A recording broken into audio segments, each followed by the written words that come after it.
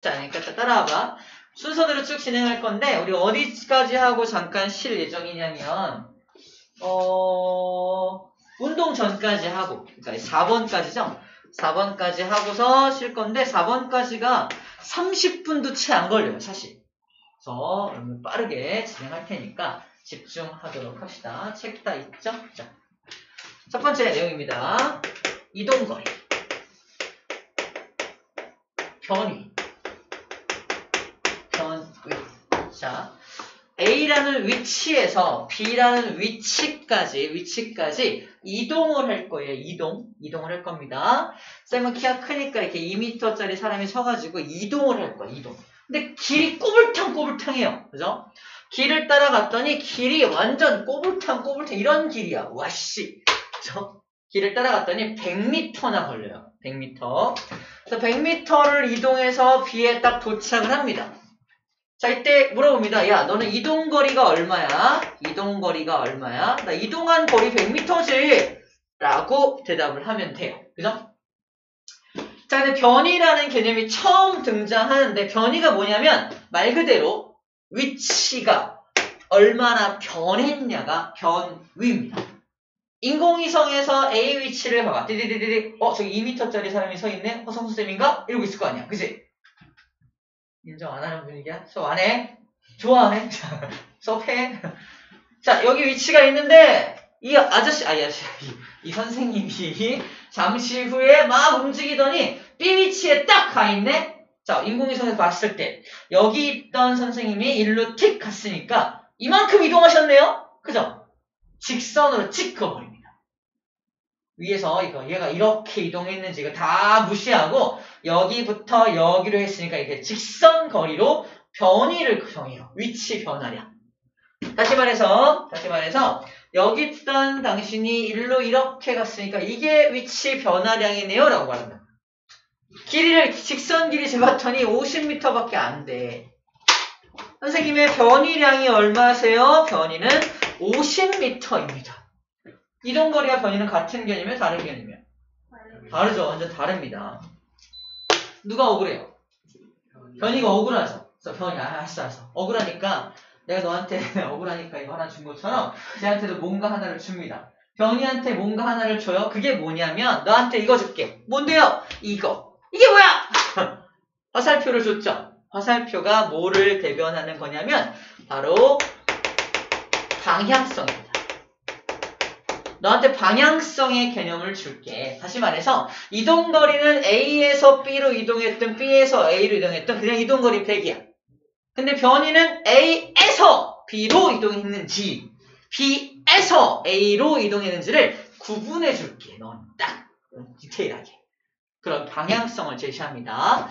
자, 방향성에 대한 좀 얘기를 좀 할게요. 쌤이 오른쪽 방향으로 이동할 수도 있고요. 왼쪽 방향으로도 이동할 수 있죠. 내 마음대로. 그죠? 왔다 갔다 양쪽 방향으로 왔다리 갔다리 할 수 있는 경우에 얘는 방향성이 있다 없다? 있다 라고 표현을 합니다. 방향성이 있어. 다시 말해서 A에서 B로 가는 거, B에서 A로 오는 거 다 방향성을 가진다고 표현하는데 방향성이 없어. 누구는? 한쪽 방향으로밖에 못 가는 게 있어요. 그럼 방향성이 없다고 표현합니다. 예를 들어서 시간을 돌릴 수는 없죠. 그죠? 쌤이 30살인데 지금 내년에 29살 되고 뭐 그러진 않잖아. 언젠가 우리 동갑내기 먹겠네. 그죠? 드디어 동갑됐어 우리! 이러지 않잖아. 그죠? 시간을 거꾸로 돌릴 수는 없잖아요. 그렇게 시간은 한쪽 방향으로만 가니까 얘는 방향성이 있다 없다? 없다라고 표현을 합니다. 방향성이 없는 것들이 또 뭐가 있냐면 플러스만 있는 것들. 쌤처럼 키가 이만하잖아. 마이너스 키가 될 수 있나요? 없잖아. 그죠? 그래서 플러스, 즉 길이, 질량, 무게 이딴 것들도 플러스 값만 있으니까 반대로 마이너스 될 수는 없잖아. 이런 거 다 방향성이 없다고 표현합니다. 근데 방향성이 있는 것들은 이제 왔다 갔다 양쪽으로 플러스 마이너스로 오고 갈 수 있는 것들이 방향성이 있다라고 표현한다는 거지. 자, 방향성을 어디다 부여하는지 알겠죠? 방향성. 변이에만 방향성이라는 게 부여된다는 거 먼저 소개했습니다. 자, 일단 1번 끝. 이동거리가 뭔지, 변이가 뭔지에 대해서 설명을 했습니다. 자, 변이는 직선거리라고 해서 직선거리 어디서부터 어디까지? 출발점부터 마지막 지점까지 직선거리를 의미합니다. 자, 그러면 이거의 파생으로 속력이라는 개념과 속도라는 개념이 정리가 되게 됩니다. 속력이라는 녀석은요, 공식이 속력은 우리 알고 있죠? 시간분의 거리라고 알고 있죠? 그죠? 우리 거속시 공식에 의해서, 우리 이거 이렇게 였잖아. 거속시 공식에 의해서, 속력은 시간분의 거리, 시간은 속력분의 거리, 거리는 속력 곱하기 시간. 이렇게 였잖아요. 그죠? 거속시 공식에 의해서 속력은 시간분의 거리. 근데 그동안 우리가 알고 있던 거리가 무슨 거리인지 알아? 이동거리입니다. 이동거리를 거리라고 불렀던 거예요. 그래서 우리가 그동안 구했던 건 다 속력을 구했던 거야. 왜? 변이라는 개념은 배운 적이 없잖아. 그지? 근데 변이는 공식이 뭐냐? 속도는 공식이 뭐냐? 속도는 시간분의 오늘 방금 배운 여기다 변위라는 값을 올리면 속도를 구하는 겁니다. 속도. 자, 그럼 속력과 속도는 다른 값이 나오겠네요. 그쵸? 다른 값이 나올 겁니다. 2002 100m 달리기 몇 초 나와? 몰라요? 쌤은 우사인 볼트가 9.58초 알고 있어요? 세계 신기록. 쌤은 비슷하게 나와요. 우사인 볼트랑 20초 비슷하죠? 여러분들 몇 초 나와요? 쌤 진짜 옛날에 정말 잘 달렸을 때는 12초 F? 그래서 12점 얼마 나왔어요? 12점 얼마. 지금은 모르겠어요. 진짜 안 믿네. 진짜인데 쌤 열받아. 엄청 빨랐어요. 엄청 빨랐습니다. 빨랐었어. 나 때는 말이야 이거야. 엄청 빨랐었어 그랬어. 지금 모르겠다. 어쨌거나 속력을 그렇게 구해내는데 얘한테 속력을 물어봅니다. 자, 얘가 여기서부터 여기까지 가는 데 있어서 쌤처럼 20초라는 시간이 걸렸다라고 할게요. 시간을 타임, t라고 표현합니다. 20초 걸렸다면 얘는 속력을 구하면 야, 나는 20초라는 시간 동안에 세크라고 표현해요. 몇 미터 이동했어요? 100m 이동했죠? 100m로 이동했으므로 5m/s라는 속력이 나옵니다. 속력을 표시하는 기호는 V라고 표시를 해요. V. velocity의 약자인데 V를 이상하게 쓰고 있죠? 이건 이제 V를 이렇게 쓰면은 뒤에서 배우는 전기 파트하고 헷갈리니까 운동 파트에서는 V를 요딴 식으로 쓰자라고 약속을 한 거야. 요딴 식으로 씁니다. 그냥 큰 의미는 없어요. 속력, 속도를 velocity V라고 표현하는데 얘는 속력 구하면 5m/s 나옵니다. 같은 방법으로 속도를 구하면요.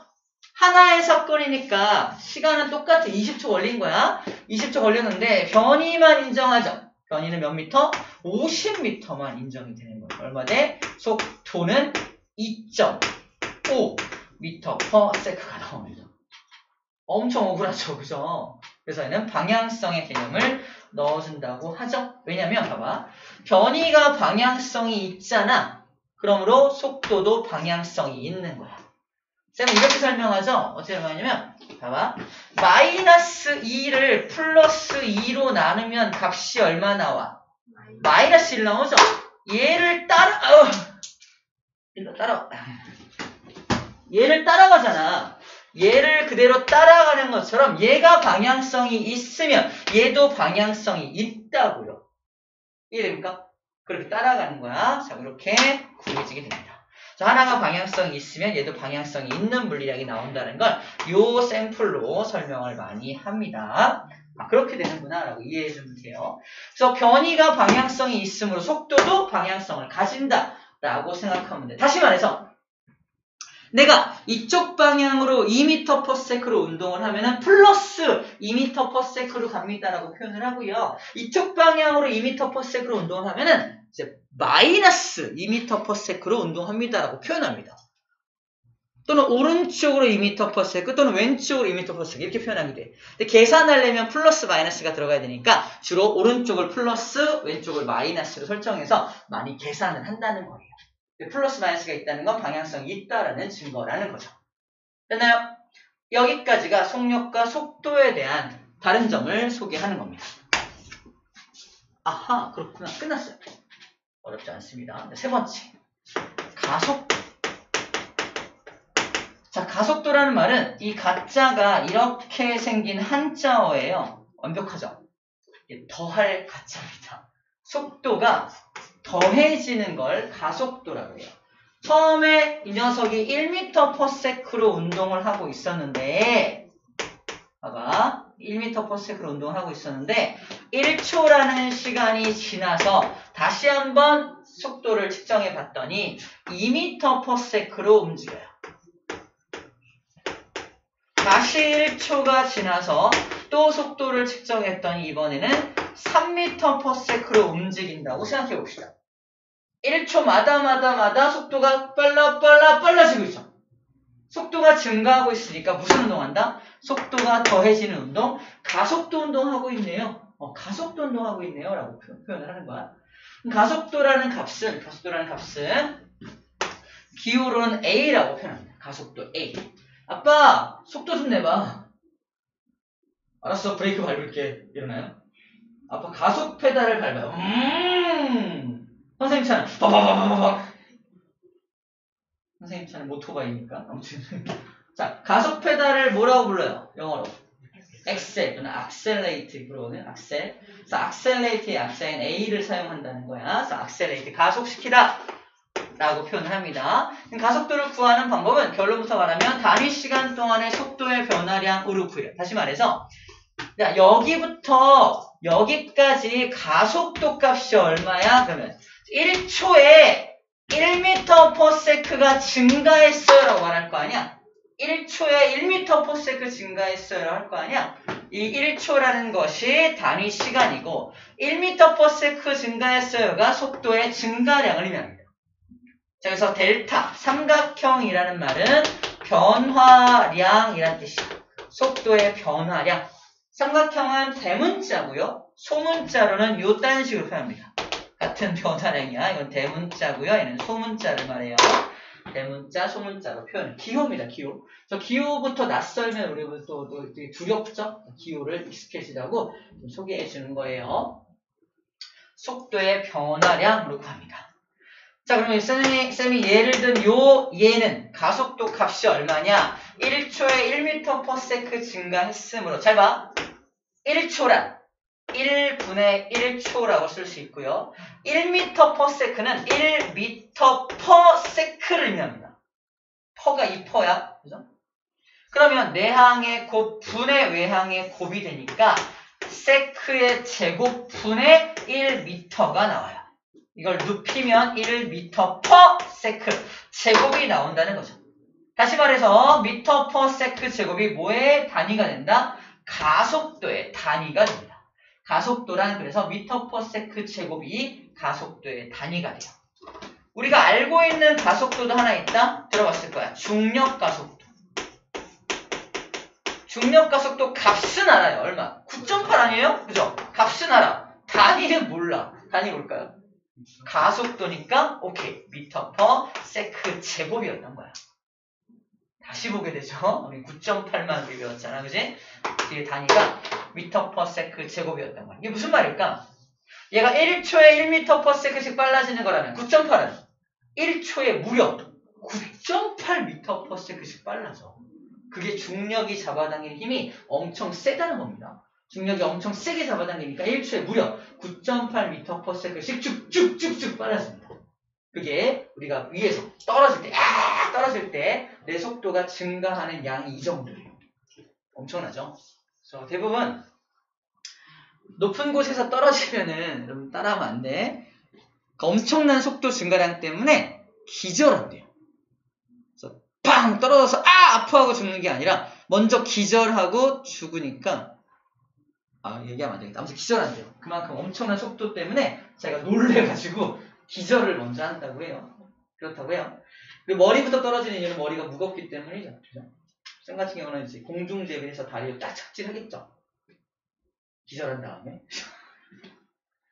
농담입니다. 강의하는 사람의 특권이에요. 나와서 하든가. 알잖아요. 이렇게 가속도 구하는 법 알겠죠? 단위 시간 동안의 속도의 변화량으로 가속도를 구한다라고 처음 소개를 했습니다. 아, 저렇게 가속도를 구하는 거구나. 가속도의 단위는 저런 걸 사용하는구나. 까지 정리를 하면 돼요. 자, 잘 봐. 가속도 공식이 단위 시간 동안에 무슨 변화량? 속도의 변화량이거든. 얘가 방향성이 있어요. 그러므로 가속도도 방향성이 있습니다. 이해돼? 그래서 가속도도 방향성을 가지는 물리량이야. 오늘 물리량 중에서 방향성 가지는 거 무려 3가지나 소개했습니다. 변위, 속도, 가속도가 방향성을 가지는 물리량인 거야. 오케이? 왜? 공식 안에 그때 다 들어있으니까 어쩔 수가 없어요. 그죠? 방향성을 가진다. 그래서 시험 문제 이렇게 나옵니다. 방향성을 이용해서 방향성에 대한 내용을 이렇게 물어봅니다.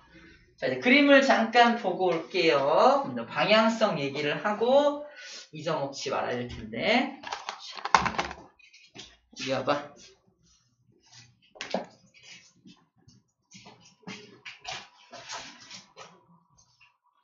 자, 첫 번째 예시입니다. 봐봐. 방향성인데 일단 속도의 방향을 물어봐. 야, 저 자동차는 속도가 어느 방향이니? 그러면 오른쪽이죠. 오른쪽으로 움직이니까 속도의 방향은 오른쪽이야. 왜? 속도도 방향성이 있기 때문에 어느 방향? 오른쪽 방향이잖아. 그죠? 근데 물어보는 게 가속도의 방향은 어디니? 라고 물어봐. 가속도요? 속도의 방향하고 같은 거 아닌가요? 아니야. 속도의 변화량 방향과 같은 거야. 속도의 변화량 방향과 같은 거야.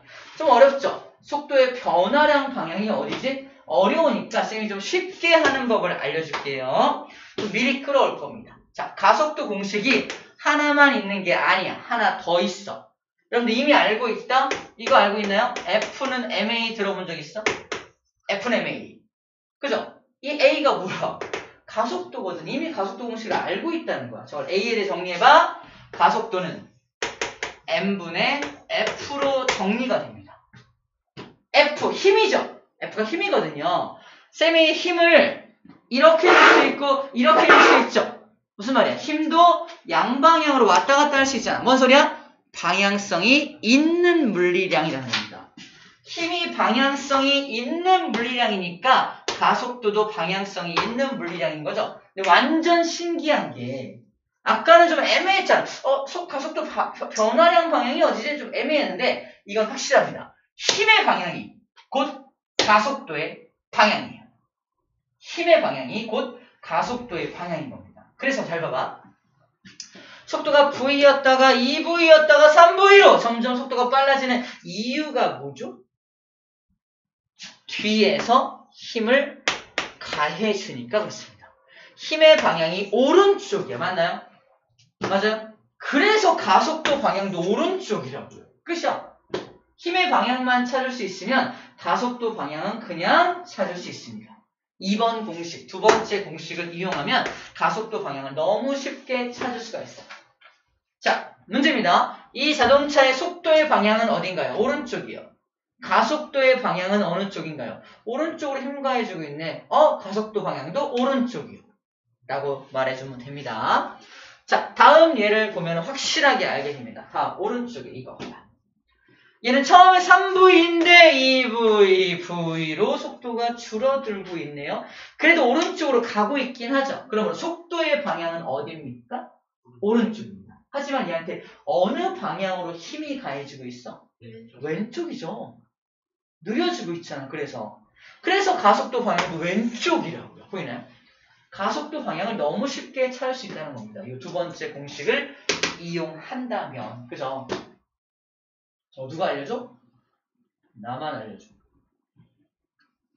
뻥이야? 누가 알려줄 거야? 아무튼 빨리 찾는 법을 알려주는 겁니다.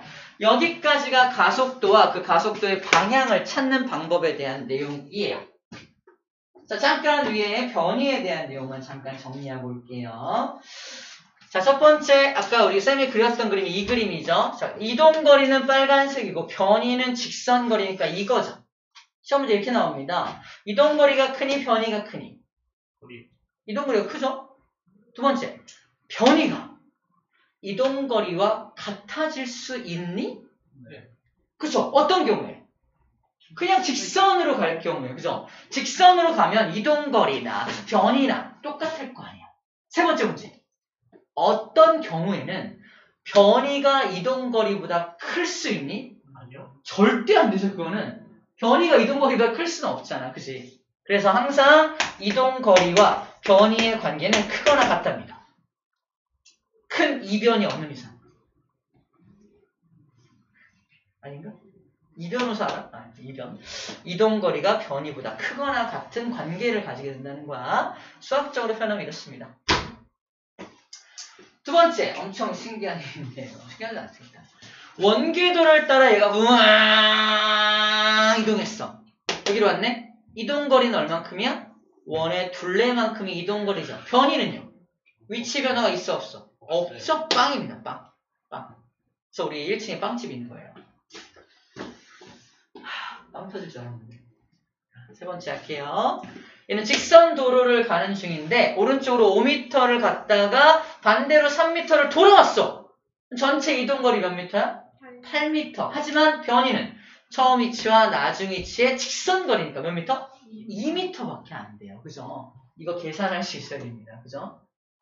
그래서 변이 값을 구해내는 게 포인트가 되겠네요. 자, 이제 하나만 더 하면 쉬는 시간이 들어가고 있습니다. 자, 힘입니다. 힘. 자, 힘의 정의부터 볼게요. 힘이란 뭐다? 힘이 뭐다?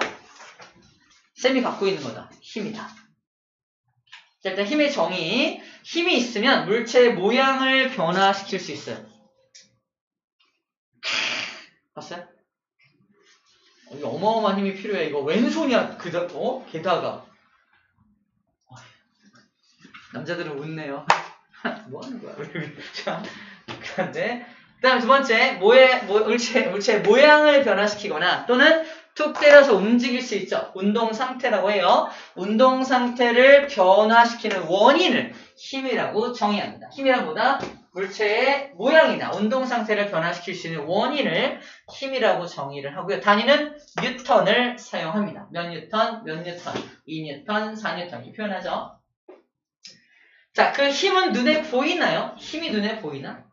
힘은 눈에 안 보이죠? 저 눈에 보이지 않기 때문에 눈에 보이는 어떤 것으로 대체해서 힘을 표현합니다. 그 대체물이 뭐냐면 오른쪽에 나와 있는 바로 요 화살표예요. 화살표.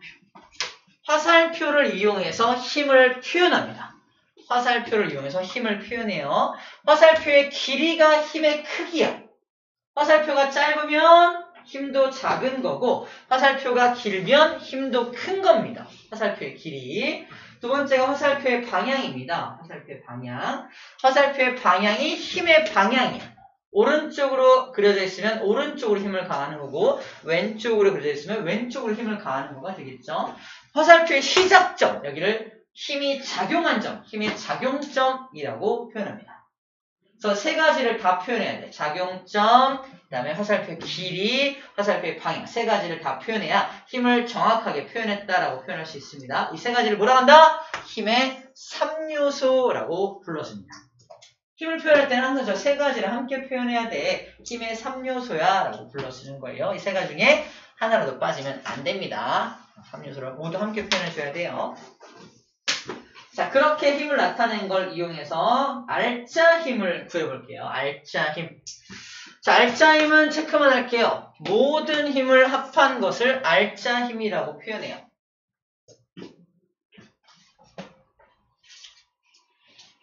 그래서 그 알짜 힘에 의해서 물체는 운동합니다. 예를 들어서 세 번째 거 먼저 볼게요. 이 녀석은 오른쪽으로 F2, 왼쪽으로 F1의 힘을 가하는데 화살표의 길이가 완전 똑같거든요. 뭔 소리야? 이 물체는 움직일 수 있어 없어? 못 움직여요. 힘의 평형. 힘이 평형 관계를 갖고 있기 때문에 평형이야. 움직일 수 없어. 알짜 힘이 있다는 거 없다는 거? 없다는 겁니다. 자, 봐봐. 알짜 힘의 정의가 알짜 힘이란 물체를 운동시키는 힘이잖아. 근데 물체가 운동할 수 없으니까 알짜 힘도 없는 거야. 알짜 힘을 구하는 방법은 두 힘의 차이입니다. 다른 방향일 때는 빼면 되겠죠? 자, 알짜 힘이 0이다라고 표현하고 있는 거고요. 자, 두 번째로 알짜 힘을 구할 때 두 힘이 같은 방향일 때는요. 두 힘을 더한 게 알짜 힘이 되겠죠? 같은 방향으로 둘 다 오른쪽으로 하고 있으니까 두 힘을 더한 게 알짜 힘입니다. 이때 우리 힘을 표현하는 기호가 F라는 걸 쓰고 있죠. F. force입니다. force. 힘을 표현하는 기호가 force를 써요. force. 힘 그러면 파워 뭐 이렇게 생각하잖아요. 파워. 파워는 에너지적인 개념이 더 강하고 힘 자체는 force라는 개념을 쓰기 때문에 F를 따서 F로 힘을 표현합니다. 첫 번째 힘이라서 F1이고 두 번째 힘이라서 F2인 거야. 두 힘을 더해야지만 알짜적인 힘이 나오게 되겠죠. 어떤 경우에? 같은 방향인 경우에. 다른 방향이면 어떻게 되나요? 이게 다른 방향이죠. F1을 이렇게 가하고요. F2는 반대로 이만큼 가했어요. 일단 길이를 보고서 F1이 더 크다는 거 알 수 있죠. 그럼 알짜적인 힘은 어떻게 나올까요? 오른쪽으로 나오겠죠. 얼마만큼? 여기서 쟤를 뺀 만큼이 알짜적인 힘이라서 이 알짜 힘에 의해서 물체는 운동하게 될 겁니다. 그죠? F1 때문에 운동하나요? 아니야. F1에서 F2를 뺀 알짜 힘 때문에 운동하는 거야. 그래서 알짜 힘의 정의가 합친 것 이렇게 나왔지만 결국은 그 알짜 힘 때문에 물체가 운동되니까 물체를 운동시키는 진정한 힘이 뭐냐 그랬을 때 알짜 힘입니다 라고 말하는 겁니다. 두 번째, 이 알짜 힘의 크기는 그래서 F1에서 F2를 빼면 알짜 힘의 크기가 나옵니다. 그죠? 알짜 힘의 방향이 어디냐 그러면 이거 오른쪽이요 그러면 안 돼. 오른쪽이 맞긴 하지. 하지만 이렇게 표현하는 게 더 일반적입니다. 뭐라고? 큰 힘 방향이요.